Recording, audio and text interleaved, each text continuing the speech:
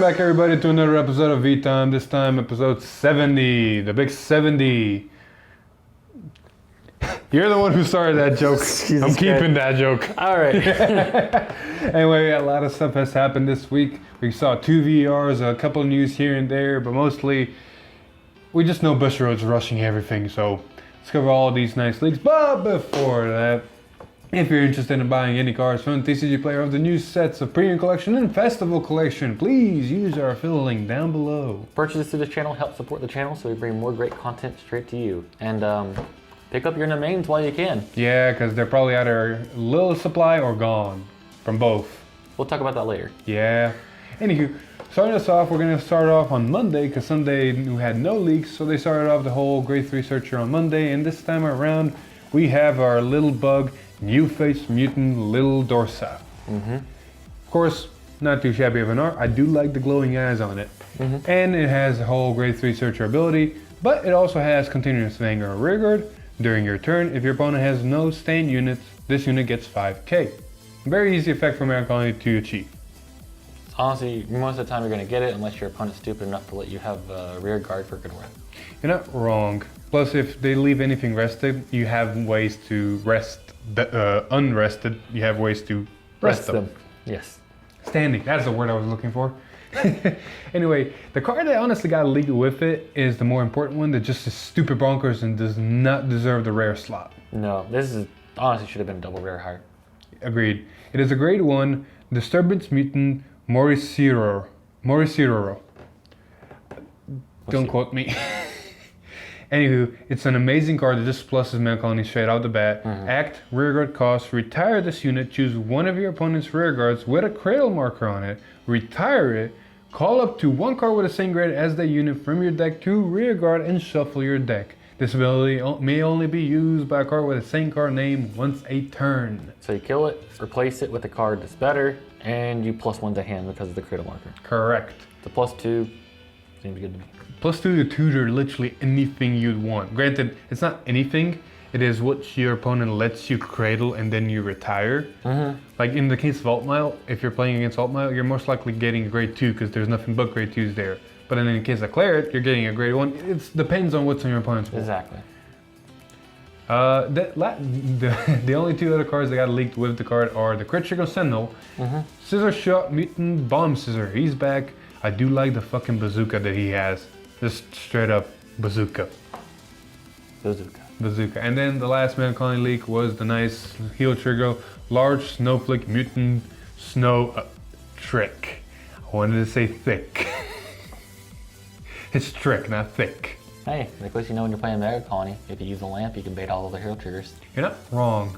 I'm most likely to predict that most Megacolony players are going to run this. I see why not. I don't see why not.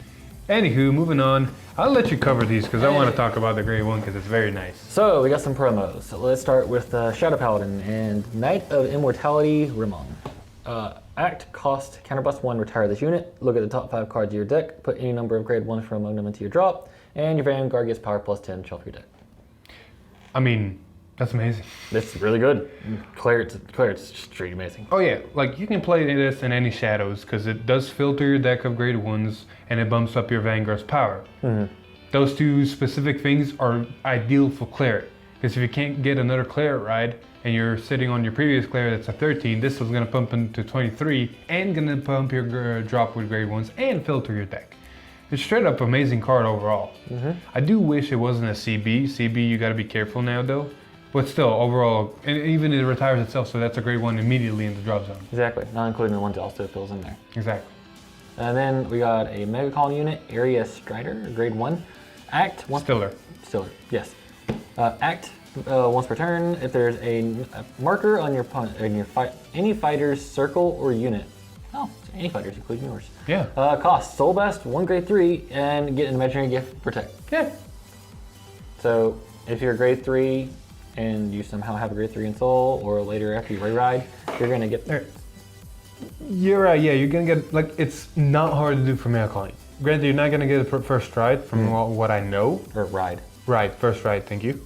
But after that, you're definitely gonna get it because you can use your butterfly to put some grade 3s in Soul. There's other ways, re-ride, because Megacolony is an easy way to find all your grade 3s that you need. There is a way to do it before then, but you gotta go through some crazy loophole and your opponent has to let you do it. And your opponent has to have a grade 3. You have to put a cradle marker on it early, use that grade 1, retire itself to get a grade 3 from your deck, and then get a grade 3 to your hand, and then use that grade 1 to put that grade 3 into your soul. And that's the only way this is working. You gotta go through some way crazy loopholes. Yeah, but that means that your opponent has to have a grade 3 on their grade 1 or grade 2 turn.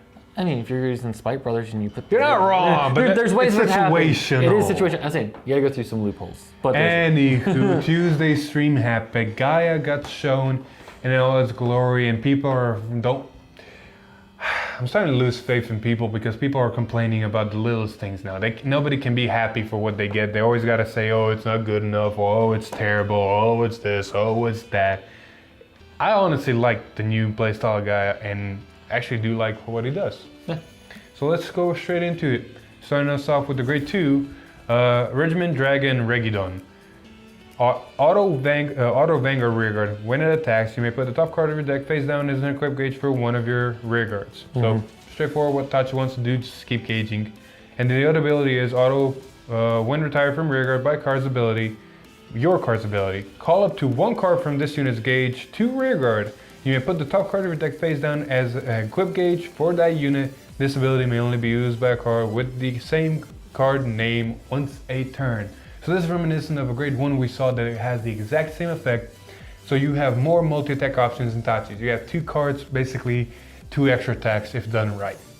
I mean, just gotta be retired, but there's multiple ways of doing that now. I mean, Tachi's already known for retiring its own stuff. You see it in Mega Rex, you see it in Death Rex. And you see it, Mega Rex is a grade 2, right? Mega Rex is a grade 2, Death Rex is a grade 3. Yeah, and then you got some cards we'll talk about here in a little while that'll also help you. Sonic Noah also has an on-attack retire. Yeah, if you let your opponent let it hit. Early game it can, and then in some instances they have no option. But regardless, it does facilitate more multi-event. It's not too shabby of a card. Then we move on to the grade 2 triple rare version, Zelius Horn Dragon Dilophorth Pyro. Does that say Zeal? Is it a Zeal support? No, it's not. Second time. Anywho, it's a very nice grade 2 triple rare that kind of helps out the whole Tachi deck and not minusing too much while gauging, because it has auto vanguard rearguard when placed from hand, counter +1, draw a card and call a card from your hand to rearguard. You may put the top card of your deck face down as a equip gauge for that unit, so it just facilitates more and kind of replaces itself, or replaces another card in your hand technically. And it has, when placed from equip gauge, this unit gets power 10k until the end of the turn. So if you use that grade 2 and grade 1 we talked about earlier, this just becomes a very big beat stick on multi-attack combos. Not too shabby. The only problem is getting it under a gauge of the specific unit. This is also the first time we've seen a card actually interact with it being a gauge. Yes, it is. I do, yes. Granted, there's only a couple ways you can selectively gauge. One is Anger Blader, but he's restricted to 1. And then the other is a grade 1 that rests itself in moves gauges. There's also a grade 2 version on attack that moves gauges. But you got to be very careful how you want to do those and know what you have and know what's the best. Because you're losing power. If you get more effects like this, we might see similar effects on the road. You're not wrong. There's one thing I do want to point out, that anytime I've seen these new cards, in the whole multi-attack concept, I've been thinking like, cool, you're getting multi-attack, but you're not getting any power other than this grade 2, and this one needs to be lucked out into a gauge. And that started making me think, well, Gaia probably is going to work somehow and get boosting power. And oh boy, I was right. I wish I shared that idea early. Anyway, Emperor Dragon Gaia Emperor. Man, he's very Emperor. I wish his art was better. Like Spike Brother Rising Nova. It's clean, but not as great. It's not even that clean, honestly. It looks a bit too cartoony. I wish the old Gaia was back. Anywho, its ability is what I thought and what probably some people could have seen and what a lot of people are complaining about for some reason. Continuous Vanguard. During your turn, all your rearguards with an equipped gauge gets 5k. If your opponent's Vanguard is grade 3 or greater, power 10k instead of 5. So you just need 1 gauge on a unit and it gains immediately 5 or 10k power depending on the situation. I didn't know you was playing Vanquisher. Hey man, we do it better because our rearguards can also gain power. Back row. Yeah, but you gotta go through, you have to hope you can find a way to make a gauge. Gauging in touch is not hard. You saw the multi-attackers, you saw the triple rare, it gauges placing. It's not hard to gauge units in Tachis. Its other ability is the fun one that it kind of helps the multi-attack hole. Auto vanguard, when it attacks, counterblast 1, retire rear guard, and this unit gets the original power of the unit retired for the cost until the end of battle. If your opponent's vanguard is grade 3 or greater, it gets the original crit as well. So we stole the eyes effect as well. Yep. This is basically a weird ass child between Brufus and Vanquisher. Mm-hmm. I mean, it's interesting. It facilitates multi-attack. Yeah, you're not plussing, but hey, you get some extra attacks in. I mean, Gaia is a threat. It's a decent number threat. It facilitates multi-attack. It doesn't gauge anything, which is weird. Every single VR, well, granted, we've only seen 2. But the other VRs and Tachi's always gauged somehow. Mm-hmm. This is the first card that doesn't gauge your units, but does benefit from your units being gauged. Exactly. Gauged. Anywho, because Bushi likes to tease us and then leak a couple hours a very good support card that we don't have a chance to test.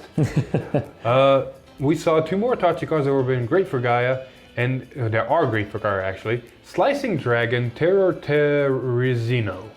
Oof. Terrorizino. Look man, Tachi names. They're just...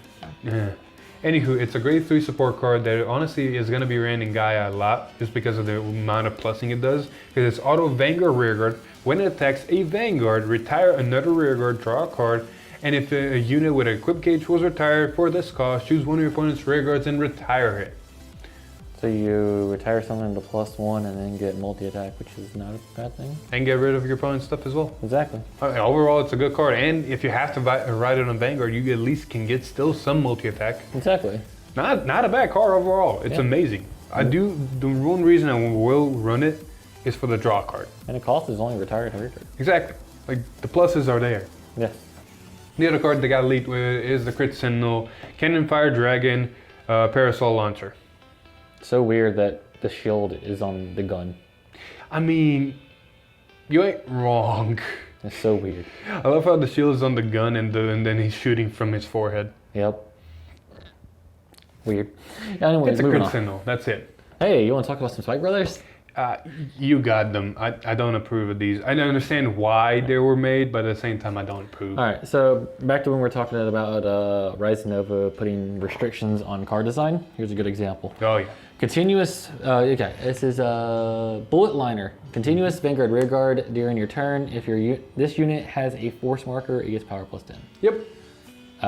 So when you're trying to copy this, just gets +10 for having a force marker. I mean, you're thinking about Rising on its own, like you gotta think, if it has a force marker, if it's force 1, it's a 33k beater on its own, on rearguard, or Vanguard. And then if you have a force 2 marker, it's a 23k beater immediately with double critical. And then if you, like I said, I see why they made this card. Rising can technically copy it, and now your Rising is a more power Vanguard. But at the same time, the last grade 3 recover does the same thing, but better, because the more markers you have, the bigger it gets. Yeah. Plus it restands something, and that opens up avenues to copy any other grade 3 to do any other better effect, like Bull Spike or Siegfried or anything you want. Yeah. And then you got the other one. Oh yeah, grade 2, Assaulting Barbarous. Yep.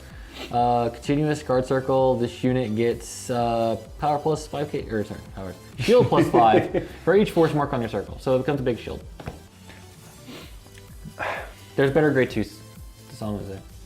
There's so many better grade 2s, and grade 2 slot in Spikes right now is, unless you do something really good, you're not there. Because in the Spike Brother video you guys probably saw that we use, there's only 8 grade 2s. 4 of the new grade 3 Searcher that also boosts, and 4 are Brocky. A beater and a booster. Yep. Because you don't need anything else, because most likely your grade 3s are in the front. Because otherwise, if they're in the back, they're useless. If you call over and you're minusing. So grade 2 slots are weird. Yeah. Last but not least. Chris Sentinel, Liar Lips, back with some abs. Look at those abs. Fighting Altmal for the ab spot, apparently. I mean. Yeah. Anywho. Before we go into Friday's leaked and PBO, we got some Shadow Paladin leaks for Luor that honestly are very generic and can be used in any Shadow Paladin build, especially in Premium. But we'll cover that. I'm going to cover the standard format of it, and then Alex is literally just going to say one word to cover the Premium format. Exactly. So, what are we talking about? Well, we're talking about Drag Wizard Liafale. Liefeld. Liefeld. Yes. Anywho, it's such a generic, simple ability. That's what makes it good, because it's literally just auto vanguard rearguard when placed, counterblast 1, search your deck for up to a grade 1, call it to an open rear, and shuffle your deck. Simple, straightforward, instant. This in standard just proves a lot of more utility, because you can get any grade 1 you want. The main's easily searchable. You can get your Sharon to make this cost free, and get a decently sized column at that.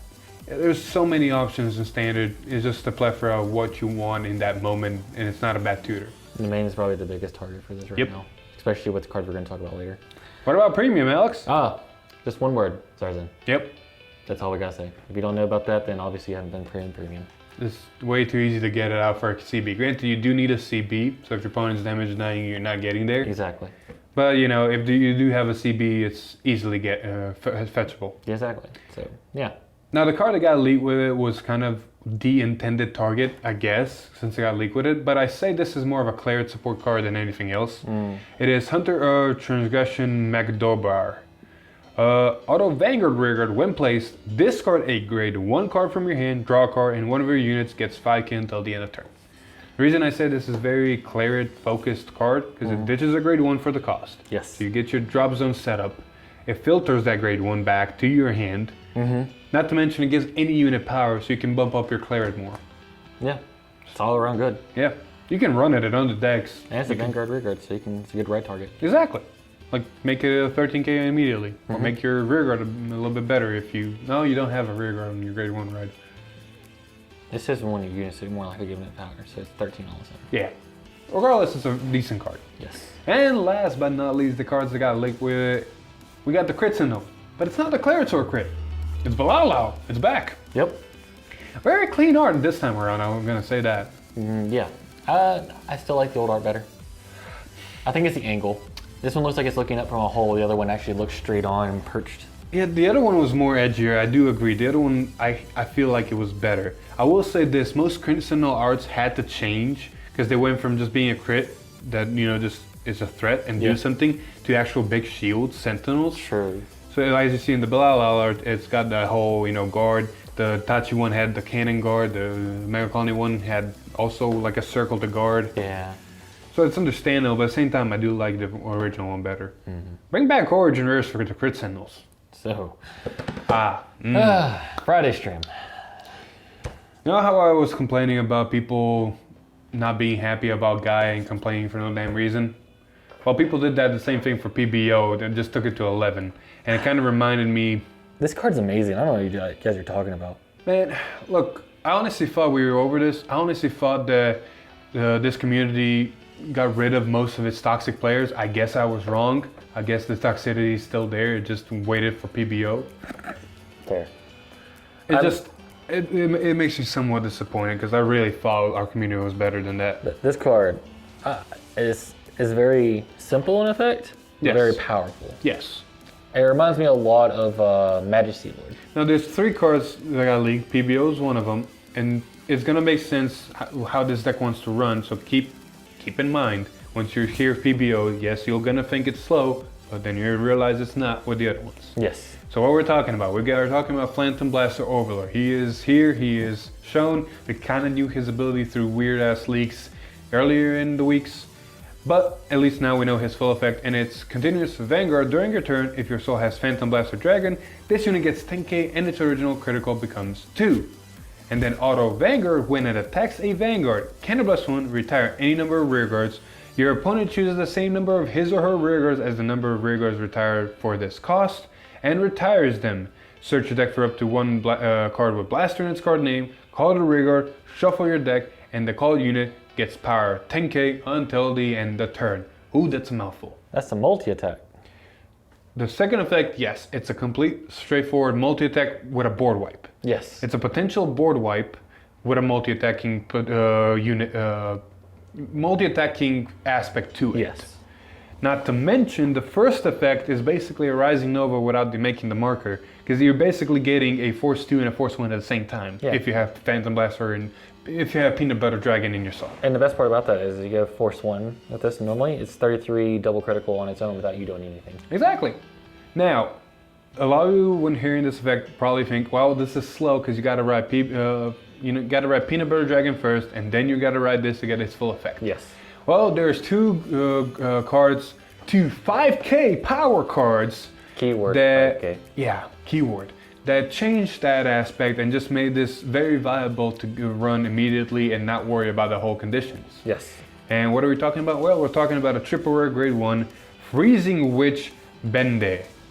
It's a grade 1 5K, so it's searchable with name. Yes. Act Rearguard if your vanguard is Blaster Dark. Soul Blast 1, retire this unit, search your deck for up to 1 Phantom Blaster Dragon, ride it as stand, shuffle your deck, and the act abilities of that unit that was placed cannot be used until the end of turn. So you get to be grade 3 while your opponent's grade 1. It's like you're playing Edsel.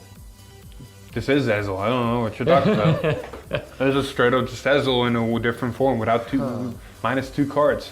But hey, you still got to rely on Blaster Dark, right? I love that foreshadowing. The other 5K, it's a grade 2 this time around. It's Damp Hood Dragon.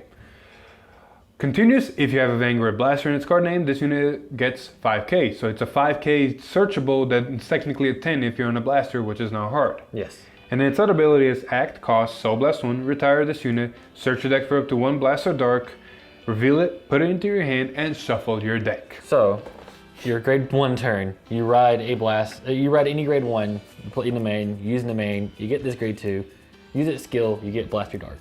Next turn, you draw, you play that Blaster Dart, use in the main, get the grade 1, ride Peanut Butter Dragon, and you're just... Get a force marker and get Twin Drive. Exactly. Look, you're 3+ing because of the main, and the only costs are really Soul Blast. like you literally only played like 1 card to get to grade 3 while your opponent's at grade 1. Yep. You just need to open within the main and it's another grade 1 at it. Yep.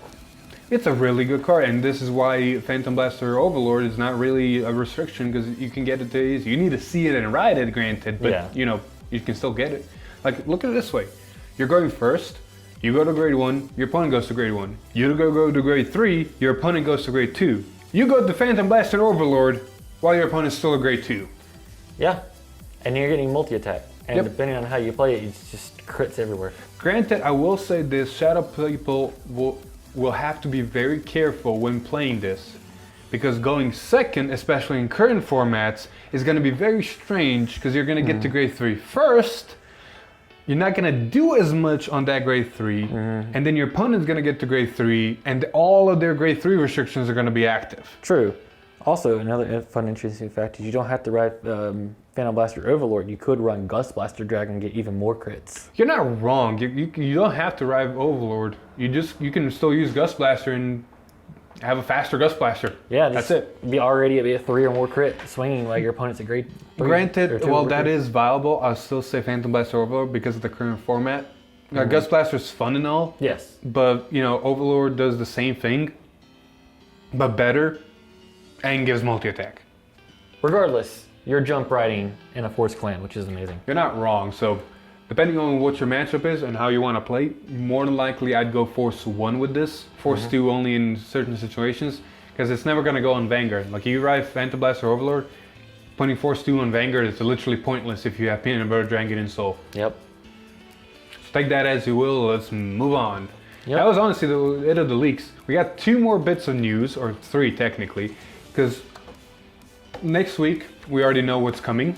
Tuesday we're getting Luard and all his goodies. We're getting 4 cards, Drag Heart, Drag Drive. We're getting more Festa, and we're getting Knives. So it's going to be a very interesting Tuesday stream with a lot of big surprises. There's some speculations and some leaks that have happened that might showcase its effect. But until the actual card comes out, we're not going to talk about them nor speculate way too much. Nah. We're only official. And then Friday stream next week, this is where it showcases that Bushy really is rushing the living hell out of this, because we're getting a Machining and a triple rare Nova Grappler. It's not been even 3 weeks, we're going into the next set already.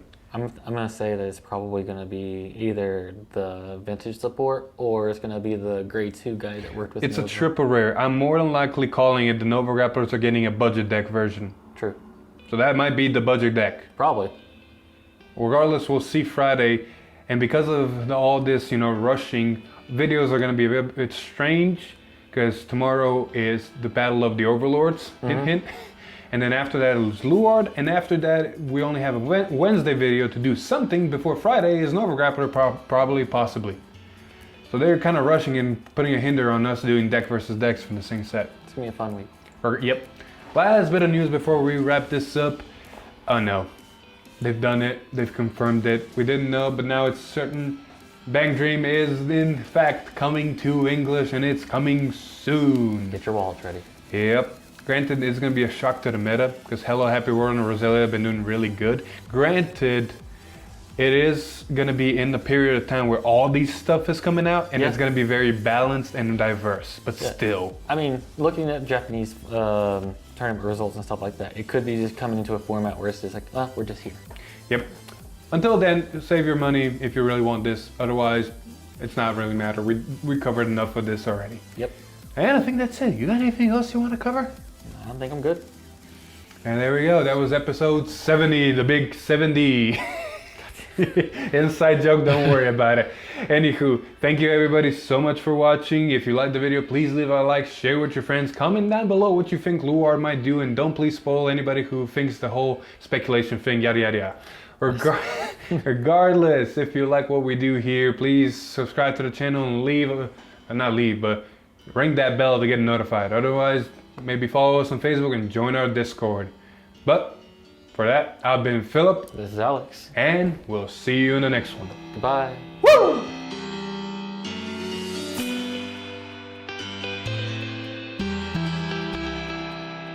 One more time. One more time. And this time we do not delete the original. Yes. Haha, I still hate myself. Sorry, go.